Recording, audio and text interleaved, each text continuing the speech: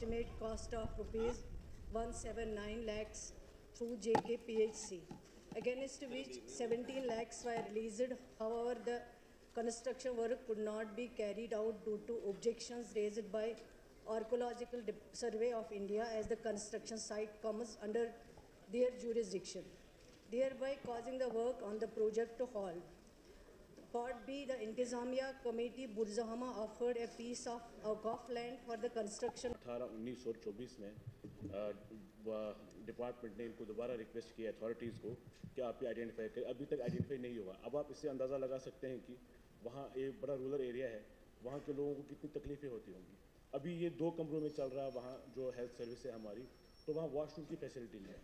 कम से कम ये 15 या 16 हज़ार लोगों को कैटर करता होगा जो बलाई इलाका है हमारा। तो अभी तक आर्कियोलॉजिकल सर्वे ऑफ इंडिया ने अगर बाई चले उनमें बंद भी किया, उसके बाद उस साइट को डेवलप करने का कोई उनका इरादा ही नहीं। ऐसे ही ना फॉर द नेम से उन्होंने वहाँ आर्कियोलॉजिकल सर्वे ऑफ इंडिया ने कहा है कि भाई वहाँ साइट हमारी, लेकिन वहाँ पैसा रिलीज़ होकर भी काम बंद करवाया है। अब वहाँ डिप्टी कमिश्नर साहब जो श्रीनगर के हैं उनको हिदायत दी जाए कम से कम कि at the earliest site identify की जाए, ये जो पैसे है ये लैब्स ना हो जाए, सो दैट इनको फैसिलिटी मिले।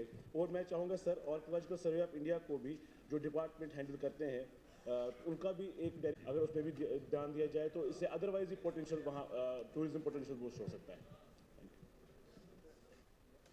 सर, जो ऑनरेबल मेंबर का कंसर्न है वो बिल्कुल सही है। बिल्डिंग में बनने में बहुत ज़्यादा डिले हुआ है जो नहीं होना चाहिए, लेकिन खुद ही ये पार्ट जो है इसमें मैंने बता दिया कि जो पहले लैंड दिया गया था उसमें आर्कियोलॉजिकल डिपार्टमेंट ने ऑब्जेक्शन दी कि आप यहाँ कंस्ट्रक्शन नहीं कर सकते हो।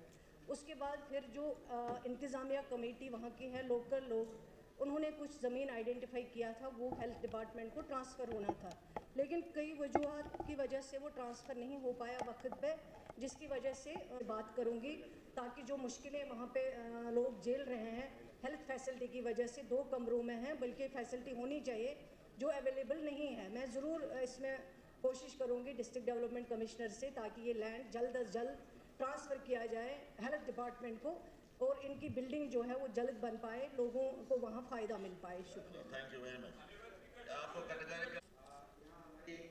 जो असेंबली का जो सेक्रेटरीट है इन्होंने बहुत अच्छा काम किया है इन दिनों, और हमें ऑनलाइन जो सारा हमें क्वेश्चन वगैरह आते हैं, और कल का जो हमें क्वेश्चन आए हैं तो उसमें उर्दू और इंग्लिश में आए हैं, तो मुझे लगता है कि काम कर रहे हैं। तो मैं चाहता हूं कि नेक्स्ट जो कल से जो आज से हिंदी में भी आ जाएं, क्योंकि हिंदी भी बहुत से हमारे मेंबर्स हैं जो हिंदी में ज़्यादा उनका कमांड रहती है। तो काइंडली मैं अप्रिशिएट करता हूं कि आप बड़ा स्मूथली इसको चला रहे हैं और बढ़िया चल रहा है, लेकिन उसको भी इंक्लूड करना चाहिए। Sir, Education and Flood Control Department does not have any exclusive budget to undertake beautification work on river banks. The mandate of the department is to undertake anti-erosion works to prevent bank damage, clogging, leaching due to flood water in the stretch under question. The crane protection works are being undertaken under the flood management project phase 2 part A at specific location depending upon vulnerability weak spots. The said work shall be completed. कि कितना पैसा वहाँ खर्च हुआ आज तक इस river Jhelum के किनारों पर, ताकि वहाँ एक पार्क भी बनी है जिसमें लाखों रुपए खर्च हुए हैं।